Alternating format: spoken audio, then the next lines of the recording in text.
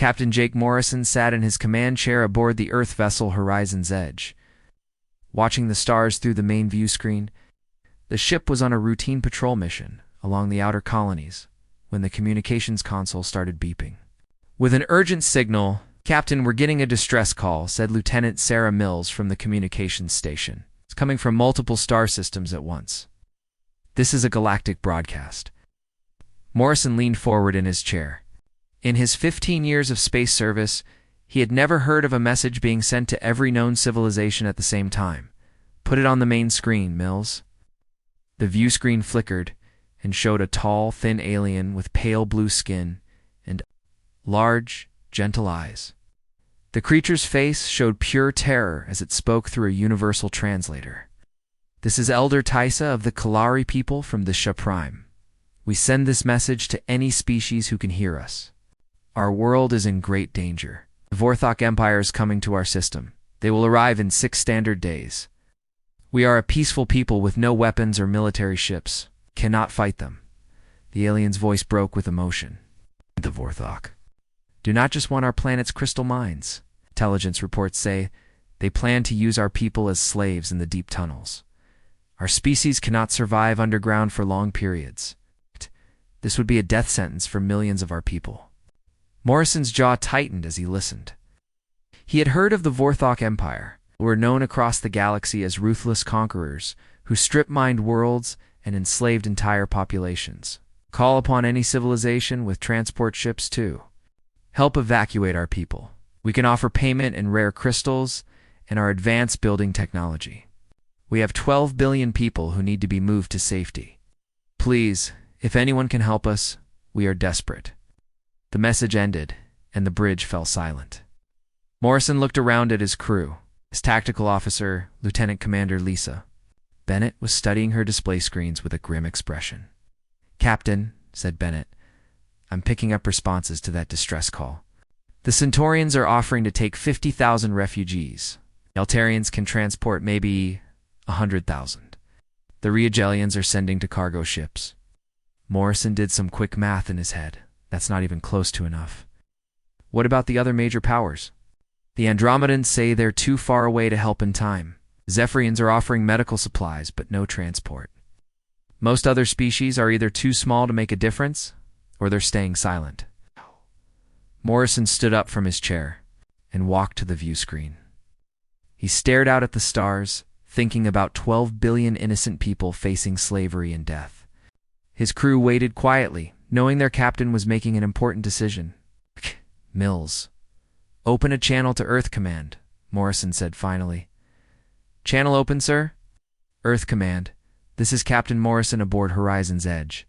I'm requesting permission to alter our mission and proceed to the Tesha system immediately." Admiral Patricia Stone's voice came through the speakers from Earth.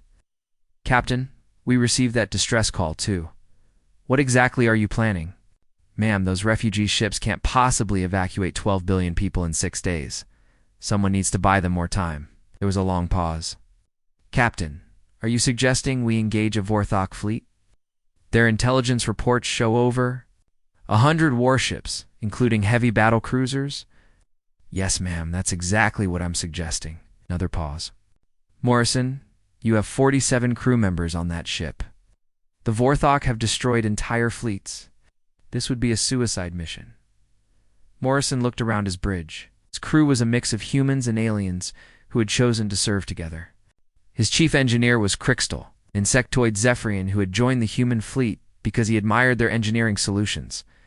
His medical officer was Dr. Amanda Walsh, who had spent years treating patients of dozens of different species. "Admiral, with respect, we didn't join the space service to calculate odds. We joined to protect people who can't protect themselves." His crew nodded in agreement. Even Crixtal, whose species was known for logical thinking, made a clicking sound. That meant approval in his language. Admiral Stone sighed over the communications channel. "Very well, Captain. You have permission to proceed to the Sha Prime. But Morrison, you're not going alone, ma'am. I'm getting volunteer requests from that. Ship captains across human space. Apparently word of your decision is spreading fast. Captain Ryan Hughes of the cargo ship Liberty Bell wants to join you. Dr. Walsh's research vessel Discovery is already changing course. Even civilian pilots are calling in. Morrison felt a surge of pride in his species. This was what humans did. When they saw innocents in danger, they didn't ask about profit or political advantage. They asked how they could help. How many ships are we talking about, Admiral? As of right now, 47 vessels have volunteered. More are calling in every hour. Lieutenant Commander Bennett looked up from her tactical display. Captain, the Galactic Council is monitoring our communications. The Altarian ambassador just sent a message saying that humans are showing dangerous escalation tendencies and that we should reconsider our response. Morrison almost smiled. Tell the Altarian ambassador that we appreciate his concern, but we're not asking for his permission. Sir, said his communications officer, Sergeant Pete Collins, I'm getting a message from the Vorthach Empire. It's addressed to the humans planning to interfere in Vorthach operations. Put it through. A new alien appeared on the view screen. This one was much larger and more frightening than the gentle Kaleri. General Krax of the Vorthach had gray, scarred skin and cold yellow eyes. His voice was deep and threatening. Human vessels, this is General Krax of the Vorthach Empire. We have learned of your plans to interfere with our operations in the Desha system. This is your only warning. The Kaleri world and its resources belong to the Vorthach now. Any ships that enter the system will be destroyed without mercy. The message ended.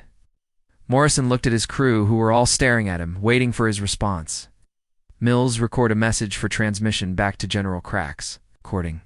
Sir Morrison stood up straight and looked directly into the communications camera. General Krax, this is Captain Jake Morrison of the Earth's vessel Horizon's Edge. We received your warning. And we have a response.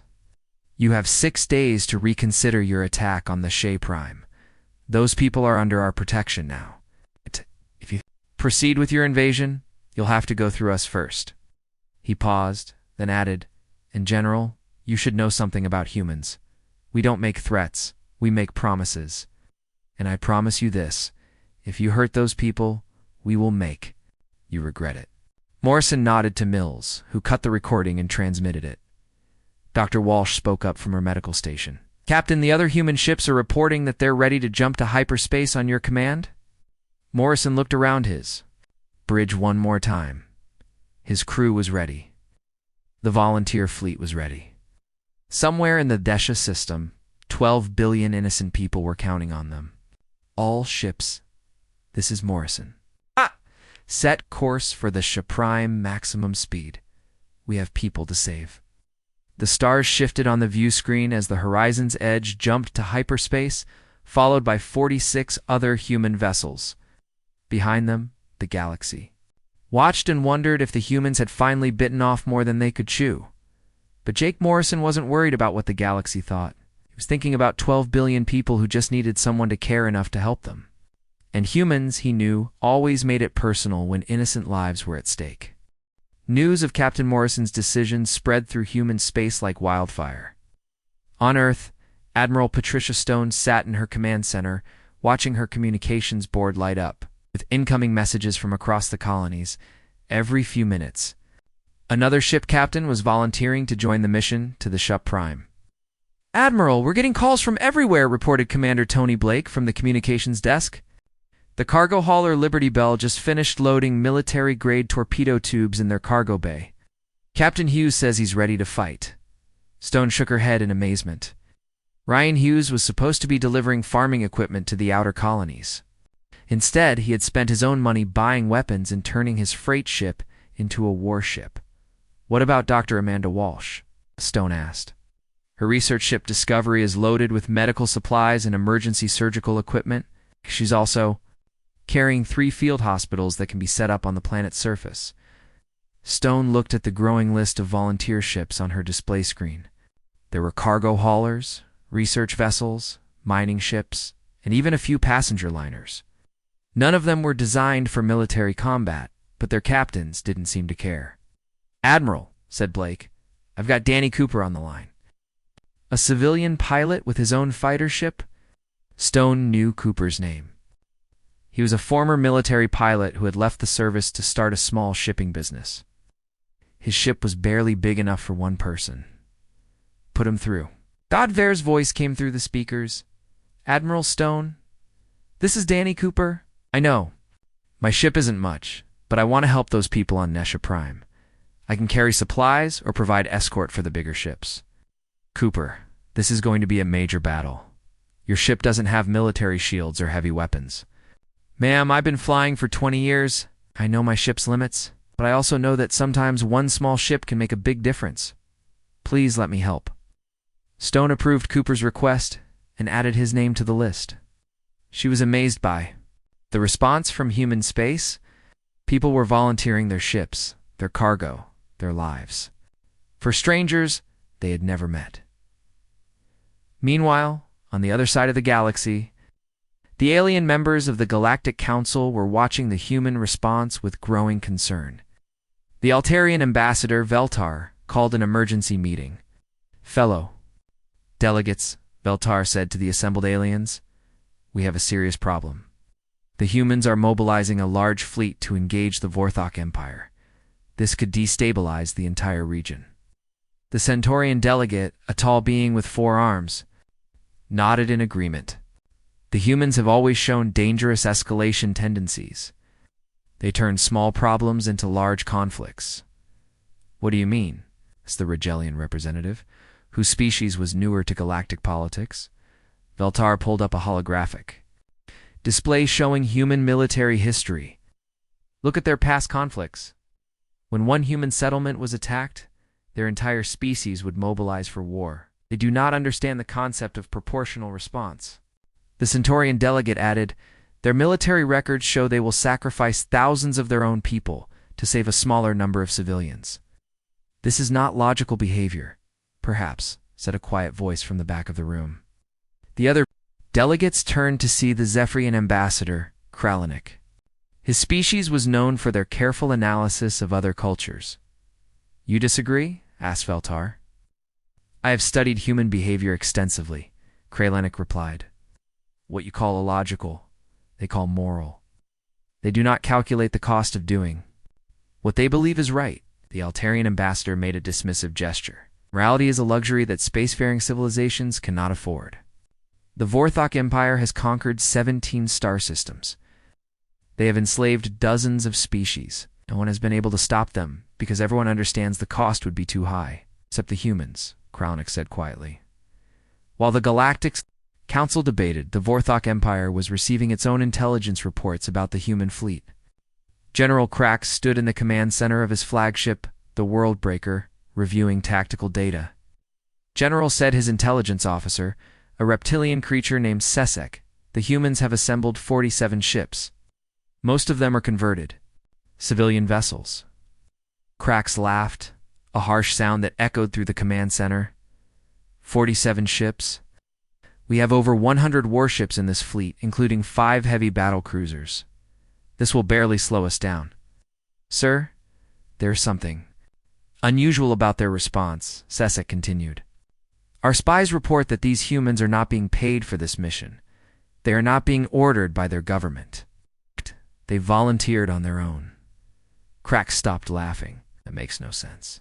Why would they risk their lives for a species they have never met? The human Captain Morrison sent you a message, sir. He said the Clary people are under their protection now. Protection? Krax's yellow eyes narrowed. The humans have no treaty with the Clary. They have no trade agreements or political alliances. There's no logical reason for them to interfere. Sesek consulted his datapad. Sir, human psychology reports suggest they have something called empathy. They feel emotional pain when they see others suffering, even strangers. Krax found this concept difficult to understand. The Vorthach species had conquered their way across the galaxy by being practical and ruthless. They took what they needed and destroyed anything that got in their way. The idea of risking your own life for strangers seemed like a weakness. No matter, Krax said finally. Weakness will not save them from superior firepower. When we destroy their pathetic fleet, it will serve as a warning to other species who might consider interfering with Vorthach operations. Back on Earth, Admiral Stone was finalizing the deployment orders. The volunteer fleet had grown to over 50 ships, with more arriving every hour. She opened a communication channel to address all the human captains. Attention all volunteer vessels. This is Admiral Stone. I want to make sure you all understand what you're volunteering for. The Vorthach fleet outnumbers you more than 2 to 1. They have better weapons, better shields, and more experience in large-scale combat. She paused, looking at the faces of the ship captains on her screen. They came from all walks of life. Cargo haulers, scientists, miners, even a few retired military officers. But they all had the same determined expression. If any of you want to change your minds, now's the time. No one will think less of you for choosing not to fight a superior enemy force. Not a single captain withdrew from the mission. Captain Hughes of the Liberty Bell spoke up. Admiral, we're not doing this because we think we can win easily. We're doing this because those people need help, and we're the only ones willing to provide it. Dr. Walsh's voice came through the channel next. Admiral, I've been treating patients from dozens of species for years. I've seen what the Vorthach. Due to the people they capture, I can't let that happen to the Kalari, Danny Cooper added. Ma'am, my ship might be small, but I'd rather die trying to help those people than live knowing I could have made a difference and didn't. Stone felt a surge of pride in her species. This was what made humans different from the other races in the galaxy. They didn't calculate odds when innocent lives were at stake. They calculated what was right. Very well, Stone said. You have full authorization to engage the Vorthach fleet as you see fit. Earth's command will not interfere with your tactical decisions. You know what needs to be done? The communication channel closed, and Stone watched as the volunteer fleet prepared to jump to hyperspace. She knew that many of these brave people might not come home, but she also knew that they were doing something important, something that would be remembered long after the battle was over. In space stations and colonies across human territory, people gathered around communication screens to watch the news reports. The story of the volunteer fleet had captured everyone's attention. Children asked their parents why the humans were going to fight for strangers. The parents explained that sometimes helping others was more important than being safe. As the last of the volunteer ships disappeared into hyperspace, Admiral Stone made a note in her personal log. Today, humanity showed the galaxy what we're really made of. Not our weapons or our technology, but our willingness to stand up for those who can't stand up for themselves. Whatever happens at these Sha Prime, I'm proud to be human. The human fleet dropped out of hyperspace at the edge of the Sha system and immediately saw the chaos unfolding around the Kalari homeworld. Massive refugee ships, beautiful but slow-moving vessels that looked more like floating cities than spacecraft, trying to evacuate people from the planet's surface. Captain Morrison stood on the bridge of Horizon's Edge, watching the evacuation efforts through his view screen. The Kalari ships were elegant with smooth curves and crystal-like surfaces that caught the light from their sun. But they were not built for speed or military operations. Captain, said Lieutenant Commander Bennett from her tactical station, I'm counting over 200 refugee ships, but they're only managing to evacuate about 50,000 people per hour. At this rate, they'll need months to get everyone off the planet. Morrison did quick math in his head. The Vorthach fleet would arrive in less than 3 days. That's not nearly fast enough. Mills opened a channel to the Kalari leadership. Main view screen flickered and showed Elder Tysa, the same Kalari leader who had sent the distress call. She looked exhausted and worried, but her large eyes widened with surprise when she saw Morrison. You came, she said, through her translator device. I did not expect anyone to actually come to fight the Vorthach. Your species must be very brave, or very foolish. Morrison smiled grimly. Probably both, Elder Tisa. We're here to help with the evacuation and to buy you more time. Buy us time. How? By stopping the Vorthach fleet when they arrive. Elder Tice's pale blue skin became even paler. Captain Morrison, our intelligence reports say the Vorthach have over 100 warships.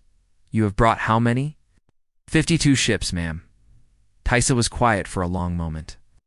Morrison could see her trying to understand why humans would take such terrible odds to help strangers. Captain, I must ask you something that troubles me greatly. Your people will die for mine.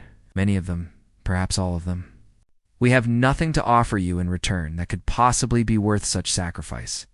This is not logical behavior. Morrison looked around his bridge at his crew. They were all listening to the conversation, and he could see agreement in their faces. Lieutenant Commander Bennett nodded at him to continue. Elder Tysa, there's something you need to understand about humans. We don't help people because we expect payment. We help because it's the right thing to do. When we see innocent people in danger, we can't just walk away and pretend it's not our problem. But your families, your friends, they will mourn if you die here. How do you justify causing them such pain? Morrison thought about his wife and daughter back on Earth. This was the hardest part of his decision. Knowing they might never see him again. Ma'am, my family raised me to believe that some things are more important than safety. If I went home and told my daughter that I let 12 billion people become slaves because I was afraid to fight, she would be ashamed of me, and I would be ashamed of myself. Elder Tysa was quiet again, and Morrison could see tears forming in her large eyes. I think I am beginning to understand why the galaxy fears your species, she said softly. Fears us? The other races say humans are dangerous because you do not calculate costs the way logical beings do. You make decisions with your hearts instead of your minds. Now I see they are correct, but not in the way they meant. Dr. Amanda Walsh's voice came through the communication. A system from her medical ship Discovery. Elder Tysa, this is Dr. Walsh. I'm bringing medical teams down to help with refugee processing. We can increase your evacuation speed significantly. Doctor, our people are not used to military-style operations. We do everything carefully and gently. We do not want to frighten anyone or make mistakes. I understand, Walsh replied. But we can show you some techniques that will help you move people faster without being rough or scary. Will you allow us to help? Elder Tysa agreed. And within hours, human medical teams were working alongside Kalari evacuation coordinators on the planet's surface. The cultural differences were immediately obvious. The Kalari took great care with each refugee, making sure they were comfortable and had everything they needed before moving them to the ships. It was kind and thoughtful, but very slow. The humans, while still being gentle and respectful, worked with military efficiency. Dr. Walsh set up triage stations that could process thousands of people per hour. She taught the Kalari how to prioritize medical needs and how to move large groups of people quickly but safely. The key, Walsh explained to a group of Kalari medical workers, is to help people feel safe while keeping them moving. Talk to them, smile at them, but keep the line moving forward. The Kalari were amazed at how much faster the evacuation became with human help. What had been taking 10 minutes per family now took 2 minutes, without anyone feeling rushed or frightened. On the planet's surface, Morrison met with Elder Tysa and Saren, the Kalari tactical coordinator. Saren was younger than Tysa and more interested in military matters, though the Kalari had no real military experience. Captain Morrison, Saren said, I have studied the intelligence reports about the Vorthach fleet. Their flagship is called the Worldbreaker. It is commanded by General Krax, who has conquered 17 star systems. Morrison nodded. What can you tell me about their tactics? They prefer to intimidate their enemies into surrendering without a fight. They make a show of force, demand surrender, and then attack if their demands are refused. They are used to fighting against inferior numbers and firepower. What about their ship designs?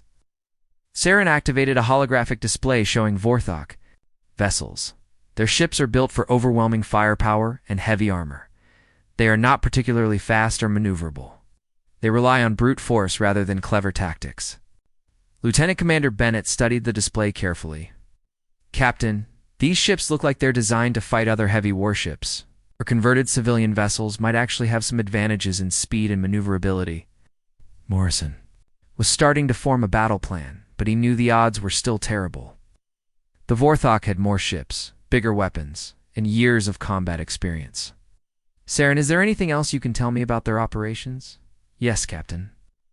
Krax is known for his arrogance. He believes the Vorthach are superior to all other species. He has never faced serious resistance before. Elder Tysa spoke up. Captain, there is something else you should know. Our planet has deep underground crystal caves.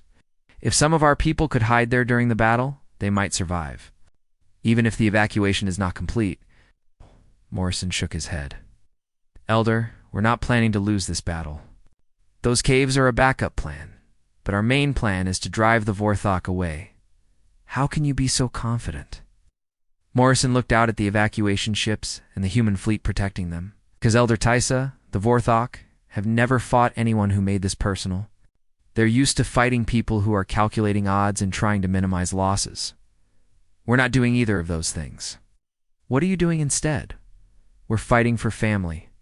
And when humans fight for family, we don't worry about the odds, we worry about winning. As the conversation ended, long-range sensors began detecting movement at the edge of the system. The Vorthach fleet was approaching earlier than expected, Captain Bennett called from her station. I'm reading hyperspace signatures.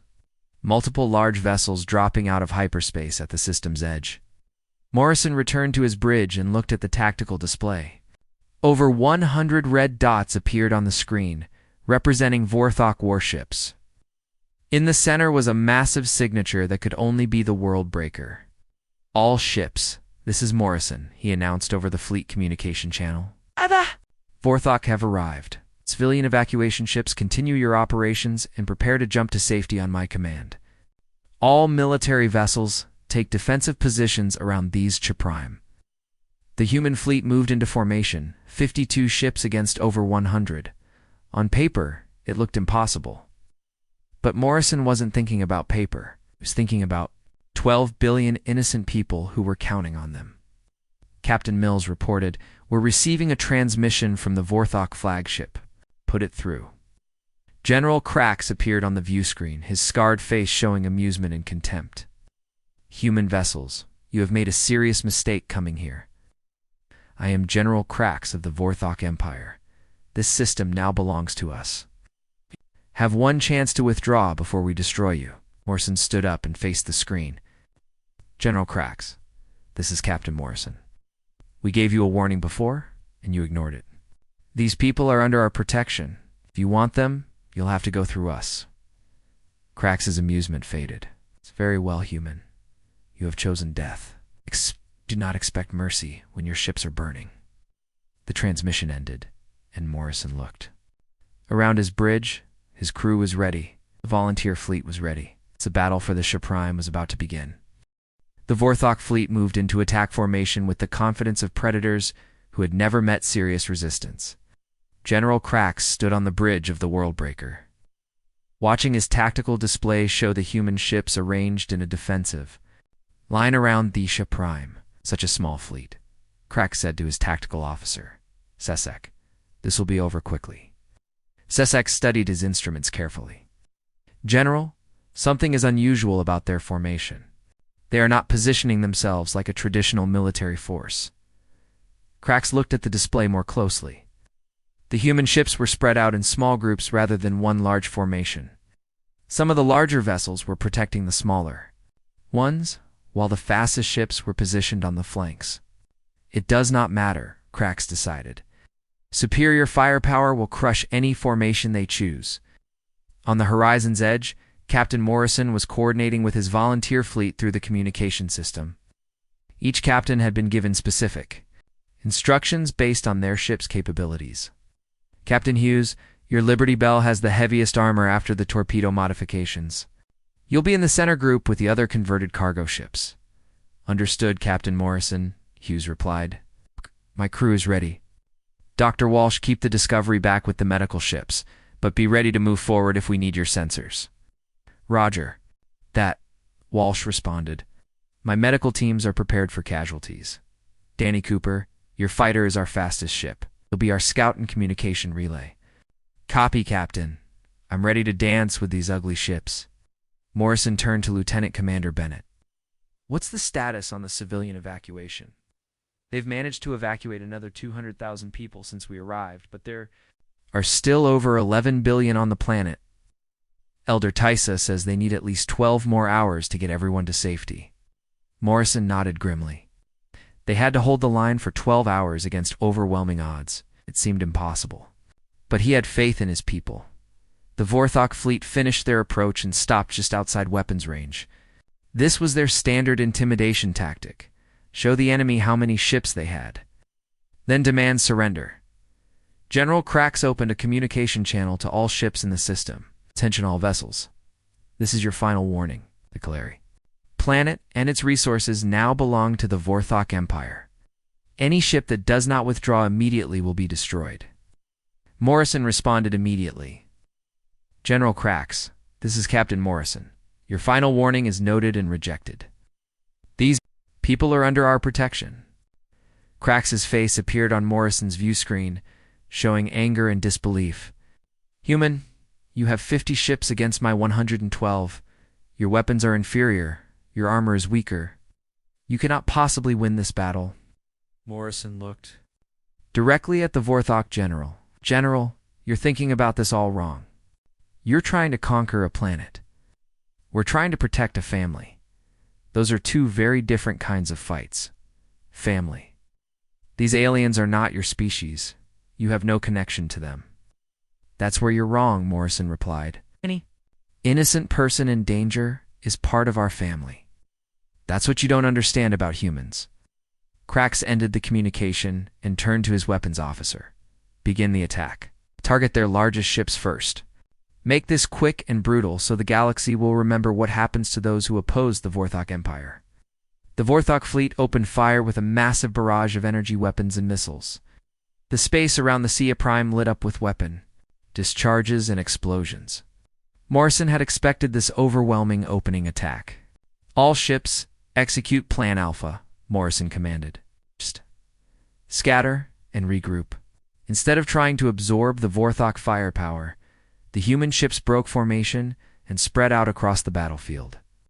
The converted cargo ships used their heavy armor to draw fire while the smaller, faster vessels moved to attack positions. Captain Hughes found himself under heavy fire from 3 Vorthach cruisers. His Liberty Bell shook under the impact of enemy weapons, but the military-grade armor he had installed held firm. This is Hughes to all ships, he announced.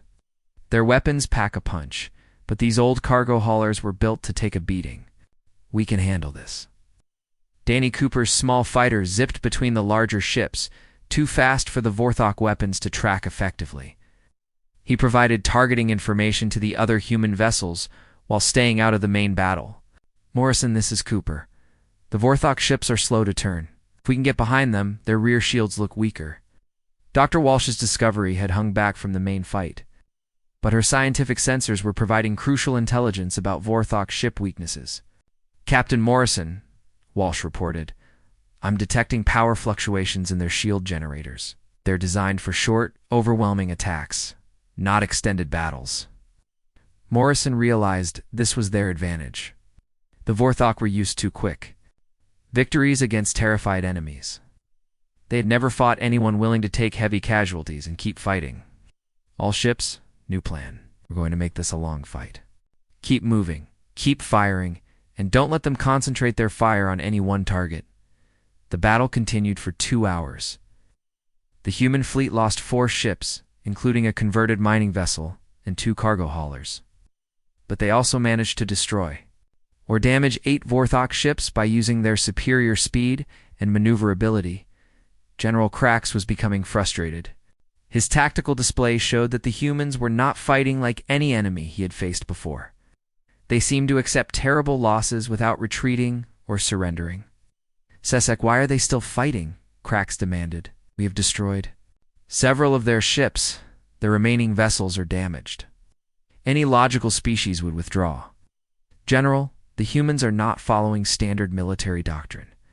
They appear to be fighting with emotional motivation rather than tactical calculation. One of the smaller human ships, a converted passenger liner, was taking heavy fire from a Vorthach battlecruiser. The ship's shields were failing and its weapons were damaged. Any reasonable captain would withdraw or surrender. Instead, Captain Maria Santos announced over the human communication channel, "This is Santos on the Star Dancer. My ship is finished, but I'm not. I'm setting course for that battle cruiser.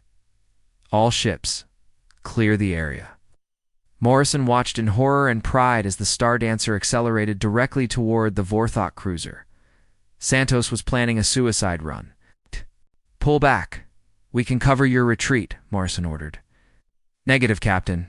Those people on the planet need more time. This is how I can buy it for them. The Star Dancer slammed into the Vorthach battlecruiser at full speed. Both ships exploded in a massive fireball that lit up the battlefield. The human fleet fell silent for a moment, honoring Santos and her crew.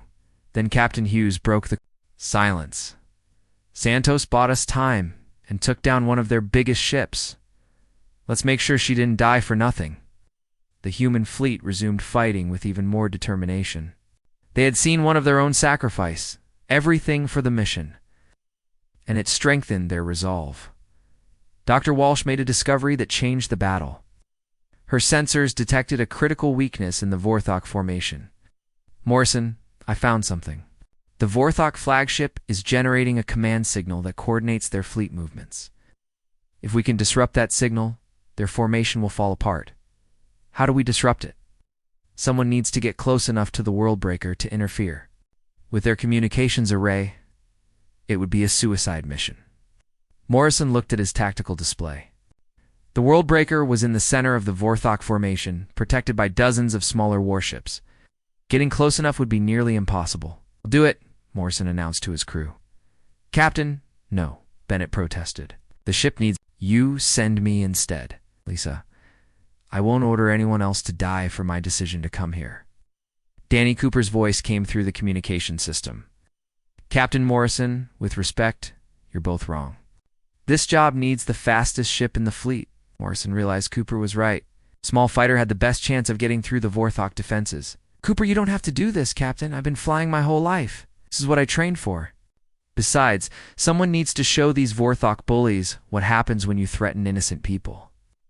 Cooper's fighter broke away from the main battle and began a high-speed run toward the Worldbreaker. Every Vorthach ship in the area began firing at the small craft, but Cooper's piloting skills kept him ahead of their targeting systems. "This is Cooper to all human ships. It's been an honor serving with you. Take care of those people down there." Cooper's fighter reached the Worldbreaker and detonated its entire ammunition supply against the flagship's communication array. The explosion was small compared to the massive Vorthach vessel, but it was enough to disrupt their coordination systems. Immediately, the Vorthach fleet began to falter. Ships moved out of formation, weapons fire became less coordinated, and their tactical advantage began to disappear. General Crax stared at his command displays in disbelief. A single small fighter had crippled his fleet's coordination. More importantly, he was beginning to understand that these humans would never surrender, no matter how many of them died. General Sesek reported, "We have lost 14 ships and our command systems are compromised. Perhaps we should withdraw and regroup." General Crax stood on the bridge of the Worldbreaker, watching his fleet struggle without proper coordination. The destruction of his communication array had thrown his carefully planned attack into chaos. But more troubling than the tactical problems was his growing understanding of his enemy.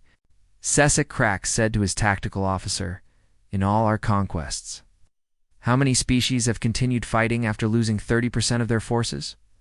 Sesek consulted his records. "None, General. Most species surrender after losing 10%. The most stubborn resistance we faced was the Altarians, who fought until they lost 20%. Crax looked at his tactical display. The humans had lost 15 ships out of 52, nearly 30%, but they were still fighting with the same intensity as when the battle began. What drives them to continue? Crax wondered aloud. His answer came when he intercepted. Human communications. Captain Morrison was speaking to his remaining fleet. "All ships, this is Morrison. I know we've lost good people today. Santos, Cooper, and the crews of 13 other ships died protecting the Kalari, but their sacrifice is working. The evacuation ships report they've saved another 3 million people in the last 4 hours." Morrison paused, and Crax could hear the emotion in the human captain's voice. "We came here because someone needed help. We're going to finish this job, no matter what it costs us. Every minute we hold this line, more innocent people reach safety. That's what Santos died for. That's what Cooper died for. And that's what we'll keep fighting for." Crax finally understood. These humans were not fighting to win a battle or conquer territory. They were fighting to save lives, and they would continue fighting until every Kolari was safe or every human was dead. 4. The first time in his military career. General Krax felt something he had never experienced before: doubt. The battle continued for 2 more hours. The human fleet, now reduced to 37 ships, maintained their defensive line around the Sha Prime. They had developed new tactics during the fight, using their damaged ships as decoys while their healthier vessels struck at Vorthach weak points. Captain Hughes, his Liberty Bell scarred by multiple hits, led a group of cargo ships in a coordinated attack on a Vorthach battlecruiser. The converted civilian ships moved like a pack of wolves, surrounding the enemy vessel and attacking from all sides. Hughes to all cargo ships, he announced. These Vorthach ships are built to fight one enemy at a time. When we attack from multiple directions, their targeting systems get confused. Dr. Walsh's discovery had moved closer to the battle. Using her scientific sensors to identify weak points in Vorthach ships, her medical background helped her understand the alien technology in unexpected ways. Morrison, this is Walsh. I think I know why their shields are failing. They're designed like a living organism's immune system, strong against one type of attack, but vulnerable when hit with different weapons at the same time. Morrison realized this was the key to victory. All ships, coordinate your attacks. Don't use the same type of weapon on the same target. Mix energy weapons with missiles, mix high-speed attacks with bombardment. The new tactic worked. Vorthach ships that had seemed nearly indestructible began to suffer serious damage when hit. With varied attacks, the human fleet started gaining ground despite being outnumbered. On the Sha Prime, Elder Tysa watched the battle from the evacuation command center. The human sacrifice was allowing her people to escape, but the cost was terrible. She could see the human ships being destroyed one by one on her tactical displays. Saren, she said to her tactical coordinator, "How many human ships have we lost?" 15 destroyed, Elder. Most of the remaining ships are heavily damaged. They cannot continue this fight much longer. Elder Tysa made a decision that surprised everyone in the command center. Open a communication channel to Captain Morrison. Morrison's face appeared on the screen, showing the strain of hours of combat. Behind him, Tysa could see smoke and sparks from battle damage. Captain Morrison, this is Elder Tysa. You have done more than enough. Your people have died to save mine. I cannot ask for more sacrifice. Morrison shook his head. Elder, we're not finished yet. How many of your people still need evacuation? Approximately 8 billion, but Captain, you have already saved 4 billion lives. That is a miracle we never dared hope for. Ma'am, with respect, we didn't come here to save some of your people. We came to save all of them. Tysa felt tears in her large eyes. Captain, your species amazes me. Save everyone. Perhaps it is time to accept what you have accomplished. Elder, there's something you need to understand about humans. When we make a promise, we keep it. I promised those people would be safe. All of them. The communication ended, and Morrison turned back to the battle. His ship shook under enemy fire, but he remained focused on the mission. General Krax was also receiving reports about the evacuation. His intelligence officer informed him that the Kalari had evacuated over 4 billion people, far more than any previous rescue operation in galactic history. General Sesek reported the humans are protecting an evacuation that has already succeeded beyond all reasonable expectations. Why do they continue fighting? Krax stared at the tactical display, trying to understand an enemy who fought by rules he had never encountered. Because, Krax said slowly, they do not define success the way we do. We would consider saving 4 billion people a complete victory. They consider it a partial failure because 8 billion remain in danger. Sesek made a puzzled sound. That is not logical thinking, General. No, Krax agreed, but it may be something more dangerous than logic. The turning point came when the human fleet executed their most desperate tactic yet. Morrison coordinated a synchronized attack by all remaining ships on the World Breaker itself. All ships. This is Morrison. We're going to end this fight by taking out their flagship. Every ship, every weapon, everything we have left. Target the Worldbreaker. 37 human ships, many of them barely functional, converged on the massive Vorthach flagship. They came from all directions, using every tactic they had learned during the battle. Captain Hughes led the cargo ships in a frontal assault, their heavy armor absorbing enemy fire. Dr. Walsh used her sensors to guide missile strikes to the most vulnerable points. The remaining small ships darted around the larger vessel, causing damage and confusion. The Worldbreaker was powerful, but it could not defend against attacks from dozens of directions simultaneously. Its shields began to fail under the coordinated assault. General Krax watched his flagship take damage and realized he faced a terrible choice. He could continue fighting and probably destroy the remaining human ships, but the cost would be enormous. His fleet was already badly damaged. The humans had proven they would literally fight to the death. Or he could withdraw and preserve what remained of his forces for future conquests. General Sesek reported, "Our shields are at 15%. Hull damage is increasing. Need to either commit everything to this battle or withdraw." Krax looked at the tactical display one more time. The humans had fought for over 6 hours against impossible odds, had lost nearly half their fleet, but had never retreated, never surrendered, never stopped fighting. "Signal the fleet," Krax ordered. "We are withdrawing from this system." Sesek stared at his general in shock. "Sir, we are retreating. We are making a tactical withdrawal to preserve our forces," Krax corrected. "These humans have made this fight too costly to continue." The Vorthach fleet began to retreat toward the edge of the system. The human ships, battered and exhausted, did not pursue. They had accomplished their mission. Morrison opened a communication channel to the entire system. "This is Captain Morrison to all ships. The Vorthach fleet is withdrawing. The evacuation can continue without interference." Cheers erupted from the surviving human ships and from the Kaleri evacuation fleet. Elder Tice's voice came over the communication system, filled with gratitude and amazement. "Captain Morrison, your species has done something the galaxy believed was impossible. You have driven away the Vorthach Empire." Morrison looked around his damaged bridge at his tired crew.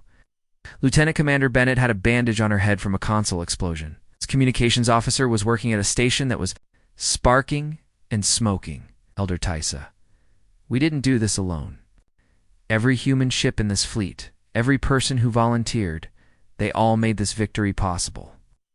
Over the next 3 days, the evacuation of the Sha Prime continued without interference.